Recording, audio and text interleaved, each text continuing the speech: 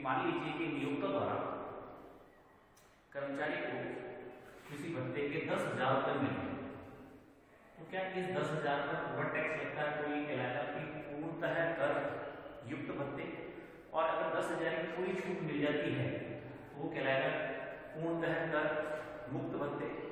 लेकिन इसमें से कितना पार्ट टैक्सेबल होगा और कितना टैक्स फ्री होगा, ये हमें पता चले तो वो कहलाता है partially taxable and partially tax free allowances. अब इसमें से कितना टैक्सेबल होगा और कितना फ्री होगा ये हम कैलकुलेशन करेंगे, इस बेस पर हम इसको डिसाइड करेंगे। उसमें जो सबसे पहली बात आती है वो आती है मकान किराया भत्ते। देखिए मकान किराया भत्ते की जो बात आती है इसका मतलब ये होता है कि एक एम्प्लॉय को एम्प्लॉयर द्वारा रहने के लिए दिया जाने वाला किराया, किराए के तौर पर दिया जाने वाला भत्ता।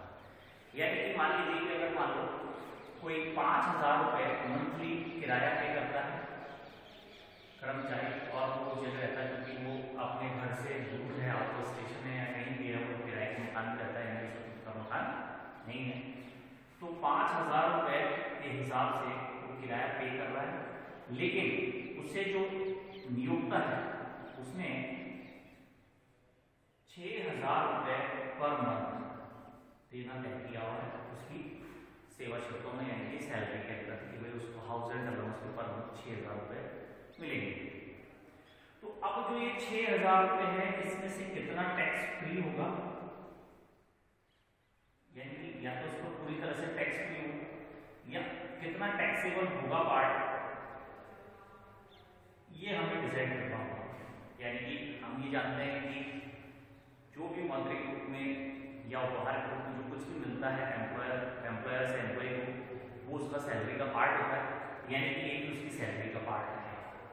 लेकिन अब इसमें से टैक्स फ्री कितना होगा वो हमें पता करना होगा, और इसके लिए हमें कुछ नियम याद रखने होंगे।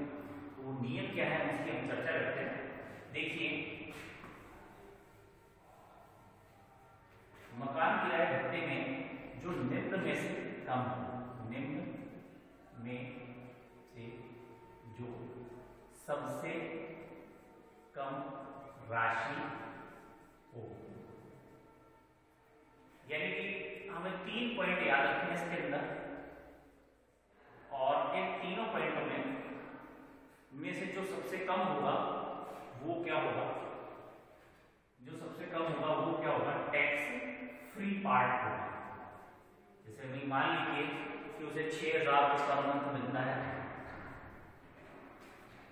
हाउस रेंट अलाउंस, और अब हमें इसमें से कुछ राशि हमें पता चली और वो निकल गई मान लीजिए कि 2,000 रुपये, तो इसका मतलब ये हुआ कि 2,000 तो फ्री हो गया, यानी कि टैक्सेबल पार्ट कितना होगा इसका, 4,000 रुपये टैक्सेबल पार्ट। एक मंथ की बात करिए, अगर इसको हम साल की बात करें तो मुझे इससे 12 से मल्टीप्लाई करना होगा, यानी कि उसमें ये हो गया, और 2,000 रुपये अगर जो निकालेंगे मान लो कि वो निकल के आता है 40,000 रुपये, तो 40,000 लेस करने के बाद जो राशि आएगी, यानी कि हम इसको जितने भी टाइम में पूरा है, जैसे मान लीजिए कि वो आया और उस फाइनेंशियल ईयर में 6 महीने रहा, तो हम 6 महीने में कैलकुलेशन करेंगे, अगर 2 महीने रहा 2 महीने की कैलकुलेशन करेंगे, अगर पूरे 12 महीने रहे तो पूरे 12 महीने में उस फाइनेंशियल ईयर की हम कैलकुलेशन करेंगे। तो देखिए इसमें सबसे पहला पॉइंट होता है एक्चुअल रिसीव्ड अलाउंस, यानी कि एचआर। एक्चुअल में क्या रिसीव हुआ, अगर वो 9 महीने रहा 6,000 रुपये पर मंथ मिलता है सपोज करते हैं, तो हम ये कह सकते हैं 9 से 54,000 रुपये, तो 54,000 रुपये उसको साल भर के। दूसरी बात, अब वो कहीं बाहर रहता है और 5,000 रुपये रेंट पे करता है मान लीजिए, तो साल का कितना हो गया, 60,000 रुपये पे करता है, 60,000 रुपये पे करता है। तब हम दूसरी कैलकुलेशन करेंगे, इसका rent paid by employ, rent paid minus 10% of salary, 10% of salary. अब यहाँ पर सैलरी की क्या परिभाषा है वो हमें समझनी होगी। यहाँ पर तो देखिए सैलरी का मतलब क्या है। सैलरी का मतलब ये है बेसिक पे प्लस डीए। डीए कौन सा लेंगे हम, जो सेवा शर्तों में हो, यानी कि सेवा शर्तों में है तो, नहीं तो हम इसको नहीं लेंगे सेवा शर्तों में। और इसके साथ एक चीज और ऐड करते हैं, यदि कमीशन ऑन सेल्स जो है वो क्या हो, इफ परसेंटेज, ऐसे लिखते हैं। यदि कमीशन ऑन सेल्स यदि परसेंटेज में दिया हुआ है तो हम उसको भी इसके अंदर ऐड करेंगे। जैसे मान लीजिए कि उसे पूरे साल में जो भी सेल करेगा उस सेल का 2% मिलेगा, समझ में आती है बात। अगर मान लो कि हमारे पास क्वेश्चन इस तरह से लिखा हो कि उसे सेल पर मिलेगा साथ कमीशन 20,000 रुपये, तो हम उसको नहीं लेंगे। हम कब लेंगे, जब यदि उसका परसेंटेज फिक्स होगा, किसका, कमीशन ऑन सेल्स, कमीशन का परसेंटेज यदि फिक्स है तो हम उसे ऐड करेंगे। जब हम इसको ऐड करेंगे तो वो हमारी कहलाएगी सैलरी, और उस सैलरी का हम कितना लेंगे, 10% लेंगे। यानी कि मान लीजिए रेंट पेड किया, मान लीजिए 60,000 रुपये, और 10% ऑफ सैलरी, मान लीजिए कि इस हिसाब से सैलरी निकल के आ गई उसकी साल की 2 लाख रुपये, तो 2 लाख का 10% हम जो लेंगे तो हम ये देंगे कि साथ कितना हो गया, 20,000 रुपये। तो हम उसमें से इसको लेस करेंगे तो हम देंगे कि 40,000। नेक्स्ट हम इसके अंदर तीसरी बात करते हैं, और वो तीसरी बात ये है कि सैलरी का 40% लो या 50% लो। 50% कब लेंगे सैलरी का, जब एम्प्लॉय दिल्ली, बॉम्बे, चेन्नई और कोलकाता, यानी कि 4 महानगरों में यदि वो रहता है, मेट्रोपॉलिटन सिटी में यदि वो रहता है, तब हम सैलरी का 50% लेंगे। यानी मान लीजिए कि सैलरी निकल गई 2 लाख, 2 लाख का 50% 1 लाख लेंगे यहाँ।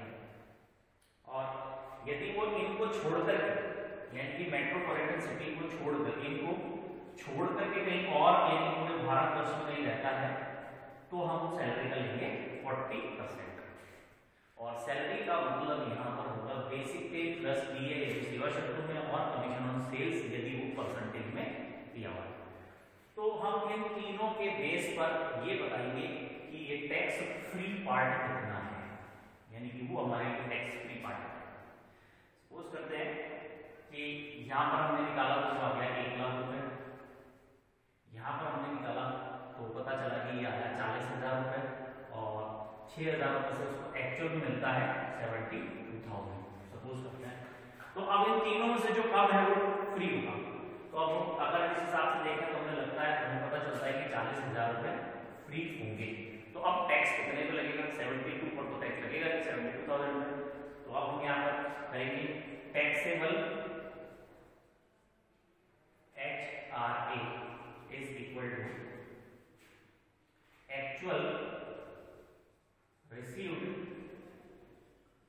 HRA minus tax free part. तो अब हम इसके अंदर जब निकालेंगे 72,000 इसको एक्चुअल मिला है और 40,000 इसका फ्री हो गया, तब हम ये कह सकते हैं कि 32,000 पर इसका क्या होगा, ये टैक्सेबल अलाउंस होगा HRA। तो ये बात आपको ध्यान रखनी है। अब एक बात इंपॉर्टेंट आप ध्यान रखें कि जब भी हम अलाउंसेस की बात करेंगे, और अलाउंसेस में यदि कोई भी और आएंगे अलाउंसेस, अगर उनमें यदि हम ये डिसाइड करेंगे कि ये टैक्स फ्री, मतलब इसमें से कितने पर टैक्स लगेगा या नहीं लगेगा, तो जब हम कैलकुलेशन की बात करेंगे तो जो भी हम निकालेंगे अलाउंसेस में वो टैक्स फ्री पार्ट ही निकालेंगे। यानी कि इन तीनों से हमने क्या निकालना चाहा, इन 3 पॉइंट से टैक्स फ्री पार्ट निकालेंगे। और जब हम अनुलाभ की बात करेंगे, इसके बाद हम अलाउंसेस का अनुलाभ पर आएंगे, यानी परक्विजिट्स क्या है, तो उसमें हम जो निकालेंगे वो टैक्सेबल पार्ट कैलकुलेट करेंगे। तो आपको छोटी सी चीज ध्यान रखनी है, अलाउंसेस में टैक्स फ्री पार्ट की कैलकुलेशन करेंगे, और जो परक्विजिट्स है उसमें टैक्सेबल पार्ट की कैलकुलेशन करेंगे।